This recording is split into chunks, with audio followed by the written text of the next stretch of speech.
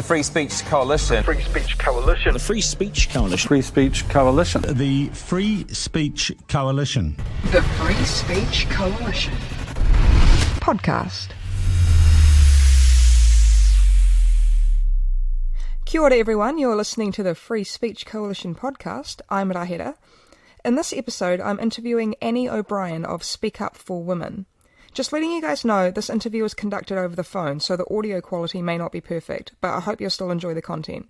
Cheers, Annie, for coming on, and thanks everyone for listening. All right, kia ora koutou. Welcome to the Free Speech Coalition podcast. I am your host for this episode, ko Rahera taku ingoa.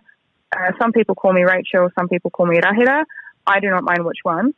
And joining me on the line tonight, for the very first time, is Annie O'Brien, who is spokesperson for Speak Up for Women NZ. Thank you so much for joining me, Annie. It's really cool to have you on. Thank you for inviting me. It's actually quite exciting to have a free speech podcast getting up and running. I'm really excited for you guys. I reckon, yeah. Well, it's cool to kind of get stuck into some of these issues and be able to have a straight up frank conversation about it without all the stigma attached to speaking openly about your opinions. Exactly. We can leave some of the hyperbole and threats behind, hopefully, today. Exactly. And just, yeah. So, I mean, I just want to know about you and what you stand for and what it is that you actually think. And you can represent yourself here instead of me hearing what other people say about you and your agenda or whatever. You just tell me what you're about. Who's Annie O'Brien and what is Speak Up for Women?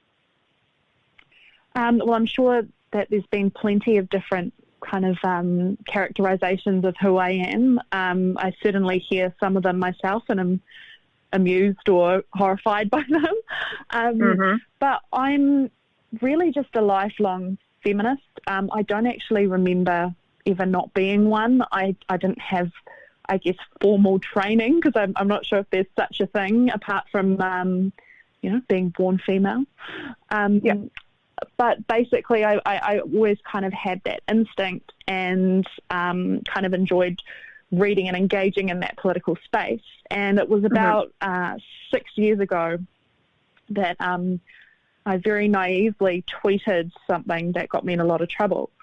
So I was very naive to the whole transgender movement, and I didn't really know much about it. And actually, a week earlier, before the incident, I had tweeted saying, "Hey guys, I don't know anything about this. Does anyone want to help me out with where I can go find something to read or that kind of thing?" And I got quite a hostile response for that, so I was a little bit nervous on it. But Laverne Cox, who is a transgender actor in the US. I know this. Yep. So they were advocating for basically prisoners to be moved from male prisons to female prisons. And this particular prisoner, Louis Morales, who prefers to be called Cynthia China Blast, was wanting to be moved. I actually don't know if they've been moved or not, but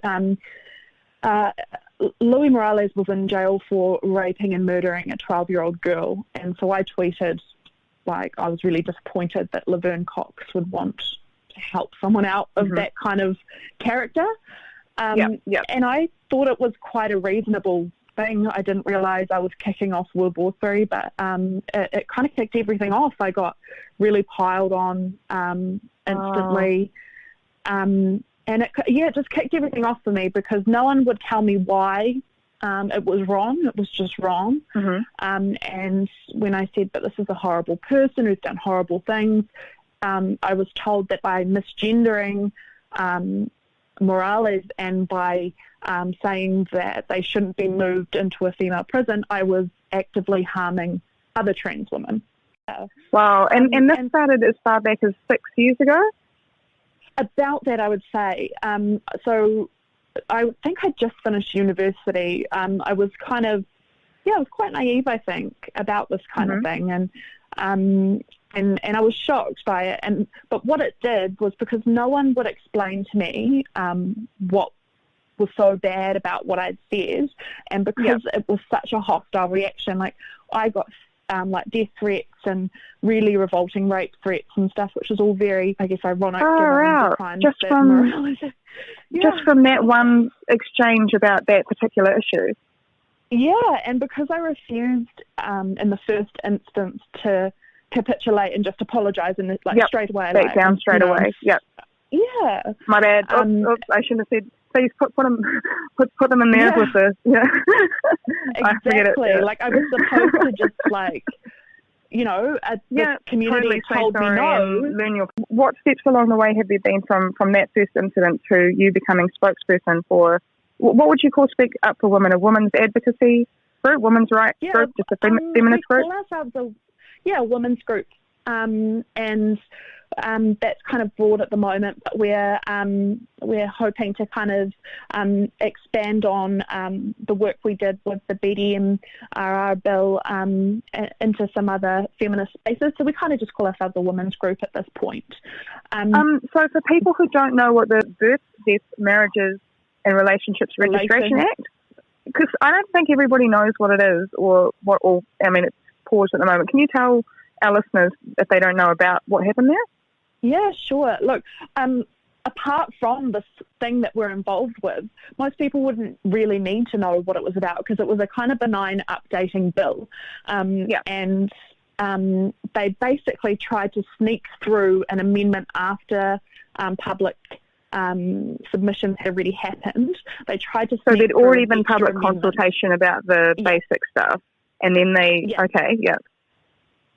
So what they snuck in was a sex self-ID amendment, which basically meant that they wanted people to be able to change the legal sex on their birth certificate in a one-step process by just filling in forms and getting them signed by a JP, and then that's that, your sex has changed. And currently, you can change your sex on your birth certificate, but there are safeguards in place. So there's legal and medical safeguards. And these basically prevent the system from being abused and mean that only genuine people are likely to attempt to change their sex on their birth certificate. But what we could see happening, and it's being mirrored overseas, is that when you make it so simple, it opens itself up to be abused by unsavoury characters. And one of the criticisms we received was like, oh, well, if men want access to women's space, they just go and take it now. And that's correct. But what we also know is that if you give any encouragement or ease of access, the stats show that the risk increases. So the UK have a lot more stats available than we do, so we use theirs quite a lot.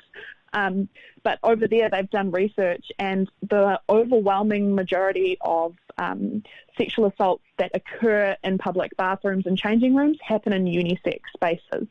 And so what you're doing by allowing people to change their sex is you're creating a situation where all spaces are unisex, because someone only needs to say that they are male or female to have access to that space. Because people don't bring their birth certificates around, and we're in a situation now where people just, they can self-ID, and there's this proposed legislation would remove the need to have any sort of medical documentation as far as physical transition, right?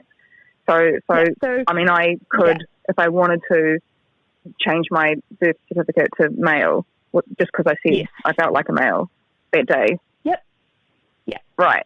So you would not need to change your appearance in any way. You would not need to, go see a medical doctor or a psychologist to discuss your motivations for it and if it was a healthy thing for you to be doing. Nothing like that. I don't need counselling or anything. Nope. No. So one of the issues that came up. One question they couldn't answer, and it kind of illuminated how poorly thought out it all was okay, so in a correction situation, so if you can fill in this form online and prisoners have access to the internet, they could go online from a male prison, change their sex legally to female, and they would then be legally required to be moved to a female prison. Is that actually how it is in New Zealand? Is that what would happen? They had let this through. Yeah, they had no answer for it. They said, "Oh, it's a corrections policy. No one will do that." Deal with it. Yeah. Wow. Wow. So it was. If we had not have been there kicking up a stink and saying, "What about this? What about this? What about that? Hang Have on you a thought minute," about the repercussions? And so you guys were just wanting to have a conversation about this, just to say, hold up, we need to iron some things out and figure out what is going to happen in that sort of situation. So our messaging the whole way, our messaging the whole way was basically saying, look, we just want to be able to sit down and talk about this. We want politicians to hear what we have to say about the risks. Yeah. And to actually have a look at some of the studies and things we have access to from overseas, which obviously when they're hearing from one side of the situation and they're hearing from very passionate trans activists, they're not getting anything that's going to be illuminating issues with the bill. They're only getting, this is going to do this for trans people, this is going to be great, and we need this or we'll die, kind of thing. And the response to you guys sort of illuminating those issues or trying to get a conversation going about it, just from what I observed, if I were to believe the rhetoric that I saw coming from the other side, if you will, your detractors, I would have got the impression that you guys hate transgender people. You want to deny their very existence, essentially, and are trying to oppress them and deny them their human rights. But what I hear when I talk to you is that you've got sort of really quite valid concerns that I think most people that I think they either don't know about this stuff, or if you told them, they'd go, holy, well, that's, common sense that we need to put some safeguards around this. But the reaction you guys got from just wanting to talk about it, can you tell us a little bit about that and how it's been for you as someone who's spoken up about these issues? Well, first of all, I want to address the fact that we don't hate transgender people. We actually have some great trans allies. A lot of people don't realise that there are trans people who really hate the rhetoric that's coming out of these trans activists. And so we've got some great supporters from that that's group. Good to know, because that's who you need, really. So they get called true scum. So we're TERFs and they're true scum. Yeah. Right. And you guys are TERFs, right? Yeah, I wanted to cover the terminology as well, because that arose sort of close to home. We had MPs here using the word TERF.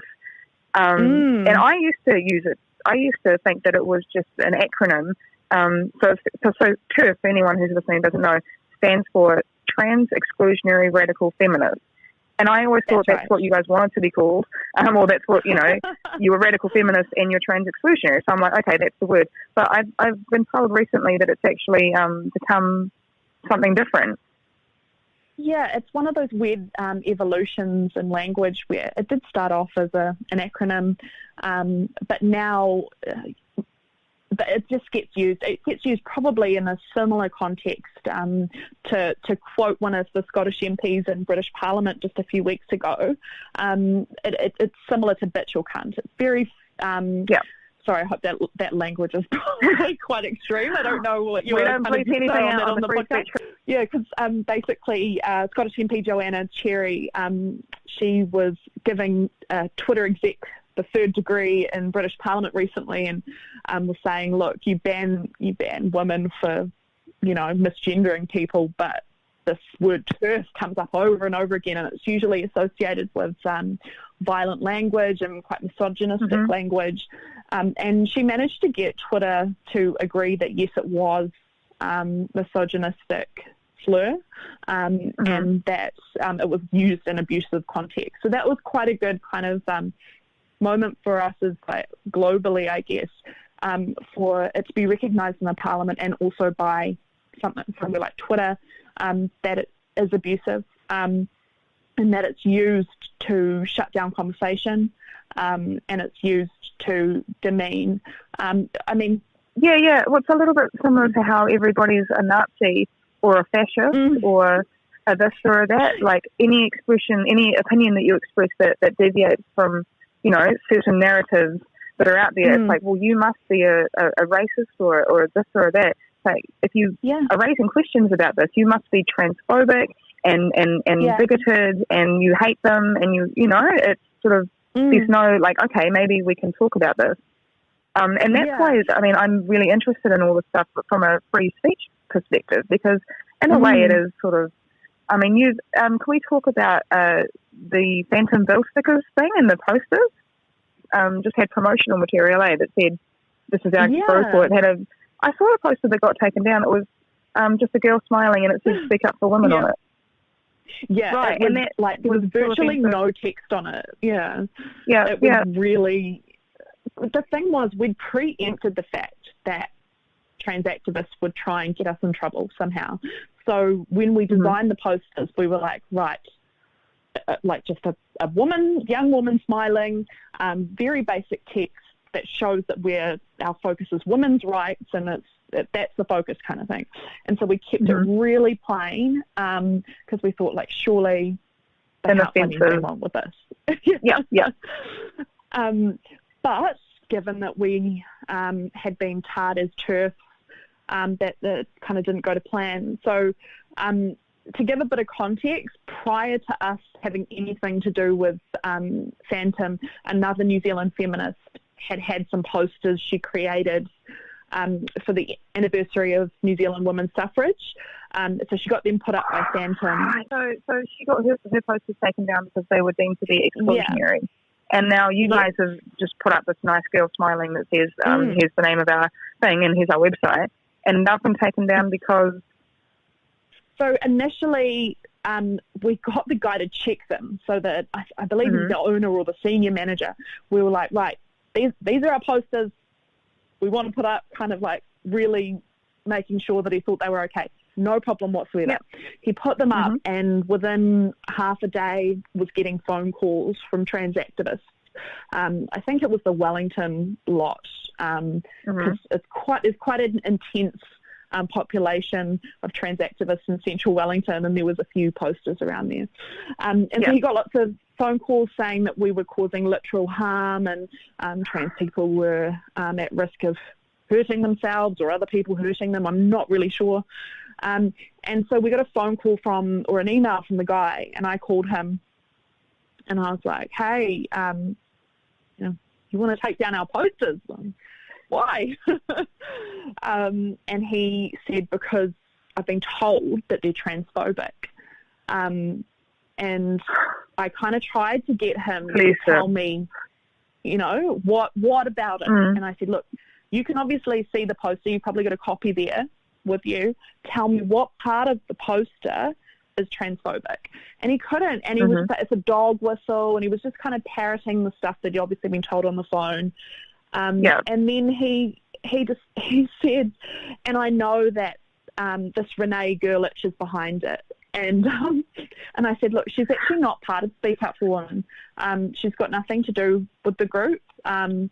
She actually is quite opposed to some of the stuff that we do. And so he wouldn't believe me. He was sure that she was in the background, kind of orchestrating it to get at him or something. So they got pulled down after a day, and it kind of says how much, how strongly he felt they needed to come down. The fact that he sent out staff to pull them all down within a day. And that was up and down the country, so it was in the main centre. Oh, really? Were they nationwide, these posters? Yeah, so we had Auckland, Wellington, Christchurch, and I think Dunedin had a couple, like a few extras. Wow. This is really interesting, because I'm wondering what the because this is a private company, right? So they can deny you business. Interesting. Well, because the posters, they're public. They're a public place, right? How do they don't own the spaces, do they? Or do they own the spaces where you put the posters? The problem that we have is that, yes, they are a private company, but you're right, they are on council property, and Phantom actually has agreements in place with councils to utilise those spaces. So we have a few questions for councils that say, if they are using council space and they have an agreement with the council, are they allowed to be politically censoring the content of those posters? It's a bit of a process. Yeah. Oh, by the way, we got taken to the Advertising Standards Authority about it as well. A. Penfold and R. Green are complaining to the Standards Authority about us, and we got a thing straight back saying there was no grounds to proceed because there was nothing transphobic about it. So it was a big waste of time for them. But I don't know how much time these people have on their hands.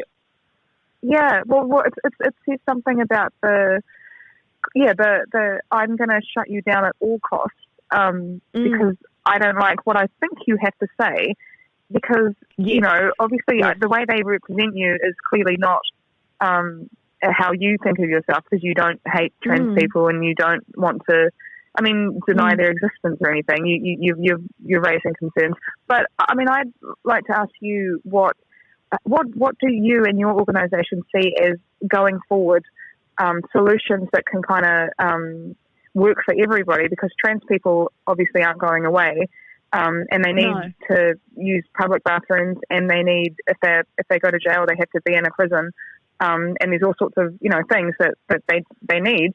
But what's your solution? Well, first of all, we need basically the suppression of speech on the issue to end. We need to be allowed to sit down and have discussions as women's groups and trans advocates groups and that kind of thing. And then we see it as society needing to make room for these people rather than women ceding their space for them.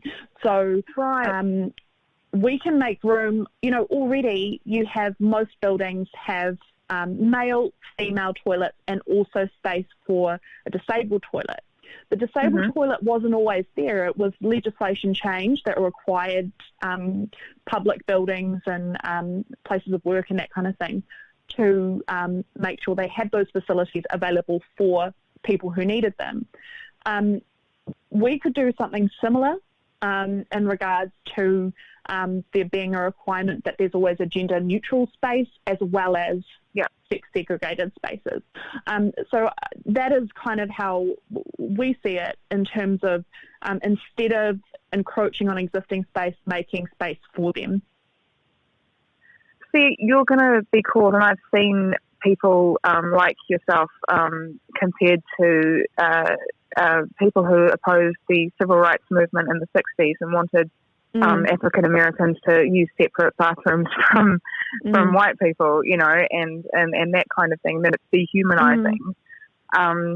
It's always, that seems to be where the argument leads to straight away, instead of actually, and I wonder, if they are able to really, because I've seen some of your sort of, I read a lot about this stuff, and people saying there's legit reasons for women and girls to not want male-bodied people in their spaces, like trauma and stuff like that. People who have suffered assaults and stuff, and I just don't want a male-bodied person. And I totally get that, and I think that is so valid, and I think that is so worth listening to. Just because I personally, it wouldn't bother me to use a restroom that's, I don't care. But if people do, then they have a right to say so. And that's why I have taken a real interest in this whole thing, because it's like, you guys get to say what you think. They don't get to rush legislation through without talking to the public about it. And if you guys want to say, hey, we want to talk about it, then you've got every right to talk about it. Yeah, and you're right, it does. They conveniently ignore the data and the information that's there that says these reasons are valid to discuss. For example, even now when countries in the global north go into developing countries to help out, one of the first things they do to reduce violence and sexual violence against women is set up separate facilities for them for toileting and changing in public. It's one of the first things so they do. So there is data there. You guys have got data that supports you know your stuff. Whereas I'm just like, surely people won't. Like, people are good. No one would ever, nefariously sneak into the women's bathroom and like, no, that's probably not the reality of the world we live in. No, and so, yeah, and it's not to say that those are, like, the argument that gets levelled at us is that, you're saying that all trans women are rapists, and we're not saying that, because we're not actually even saying that these people who are a danger to women would be genuine trans people, as they say, but the problem is they've taken away the ability for us to judge who is genuinely trans and who's not, because all it takes is self-ID. It's a feeling, Yeah, so we don't know, and any creepy dude who, there's plenty of them who commit crimes in bathrooms, now has the easiest just, my name's woman, Susie, so and yeah. I was in there because I'm a woman and I've got every right to be there. Yeah. And is that scaremongering on your part? People will say you're making up a boogeyman that doesn't exist. But that's there are often cases, aren't there? Yeah. But have you seen cases of where men have just said, "Yeah, I'm a woman, and I'll go in there"? So I have, unfortunately, a folder of news articles which I'd be happy to share with you, because they happen that frequently, and obviously, given the communities that I have on social media, they all kind of end up on my news feed. Oh, you see them? There's a lot of incidences all over the world, and basically the narrative is the same. It's men encroaching on women's spaces and then abusing, and whether or not that man is trans, his ability to get into that bathroom is made easier by this type of legislation, and so that's why we need to talk about how we can facilitate making society more friendly to trans people without making it risky. Without putting women at risk. Yeah. And it's often, from what I've noticed, it often seems to be women that are affected by this stuff and that are speaking out about it. It sort of seems to be something that attacks, rather than being, as in you don't hear a lot about female to male transgender people wanting to use the bathroom. You know what I mean? It's never like, oh, don't move that biologically female person into the male prison. That doesn't happen a lot. There's a lot of things at play there, and one of the key ones is socialization, and that is that when you're socialized female growing up, it is a very different experience to being socialized male. And so when a male socialized person comes into a female space, they dominate on the whole. And the reverse is true when a female socialized person goes into a male space. They assimilate, they get on with things, and take up less space. And then the other thing is, when it comes to prisons, there is, governments can be stupid, but they're not going to put a female-bodied person in with male prisoners because they know what will happen. Right, of course they do. Yeah. So where do if there are, New Zealand's so small, there's probably not many female to male transgender prisoners, but if there were, they'd just stay where they were, female prison, and probably be all good with that. So I can imagine that as a scenario, perhaps hypothetically, if you had the choice of being in a men's prison or a women's prison, regardless of your identification, I know where I'd want to be. Yeah. And also what people don't factor in is that there's about 10,000 male prisoners in New Zealand right now, and there's 700 female prisoners right now.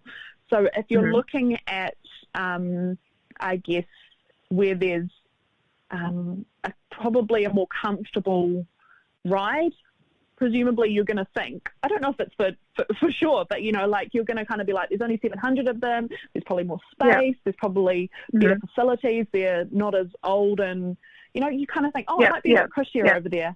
And also you don't have to deal with other stinky boys. So, what's the cotton ceiling? Can you tell me what that is?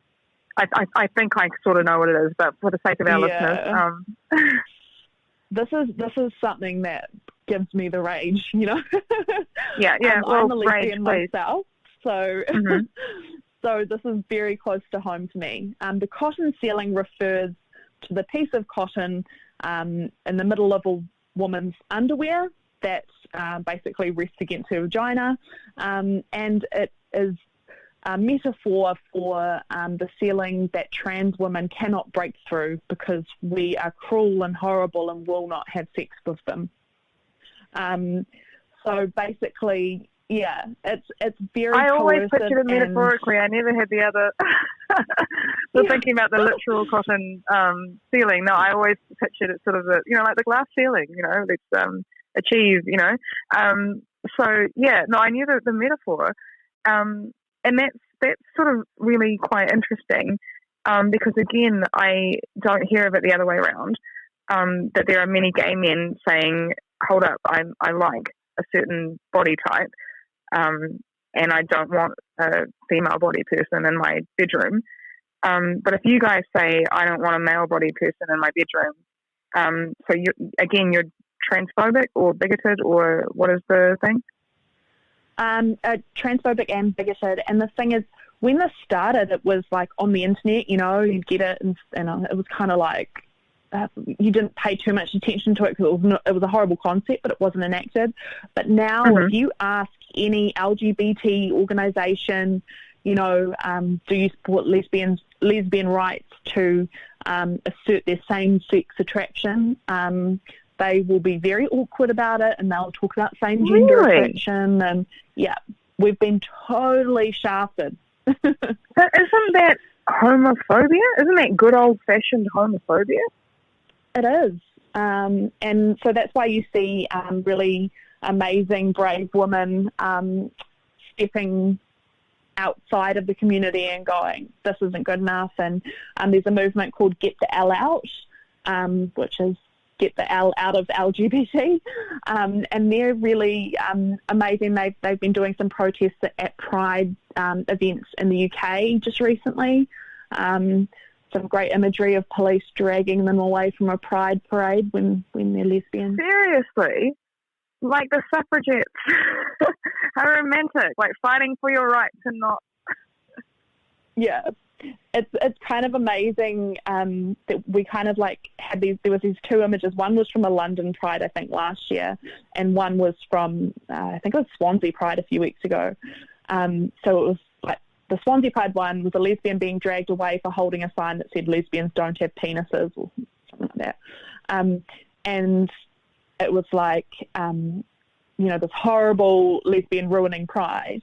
And then there was this image of policemen holding, like, furries, like creepy people who like, they wear I know them, with the big, anime eyes, and it's Well, there was some furries were at the Pride Parade, and they were dressed all in leather furry gear as dogs on their hands and knees, and the police were holding their leashes and posing, and so it's like, that's okay. That, like, it's okay for police to do that, but, it's lesbians can't be like, hey, we don't like dick and we don't have dicks. Sorry. So I'm going to bring it to, of course, freedom of speech, which is why we are here on the Free Speech Coalition podcast. Just tell me, how does it feel, sort of, as someone who's outspoken about these issues? Do you feel like you're as free and open as everybody else is to say how you feel about these things? Oh, absolutely not. It seems like the one issue that really you can't speak about. There seems to be space for most things to be spoken about in certain contexts, but this topic gets shut down really quickly. Yeah. And it's quite amazing. And so it is scary sometimes because it feels a bit Orwellian, but you kind of just have to keep speaking and hoping that it never gets to the point like some places overseas where it's legislated against, because that gets even scarier. Can you tell us, I'm sure you'll have an example of some of the stuff that's been happening in the UK with people who have views similar to your own who have been investigated by the police? Sure. There are a lot. They're kind of racking up. There was another one today. That one of the best ones is the fact that the first person to get taken, charged and taken to court with hate speech in regards to transphobia was actually a trans woman. So Miranda Yardley, yeah, Miranda Yardley what did she say? Identifies as a well, because he refers to himself as he, so he is quite happy to be Miranda Yardley he, but is a transsexual and is gender critical, realises that he's a he, but likes to present femininely, and that's just his jam. And he was taken to court by the head of the organisation Mermaids, which is a trans group in the UK. So that's Susie Green. And she accused Miranda of, I think, misgendering someone and being transphobic. And it got thrown out, and the judge actually said, this is ridiculous.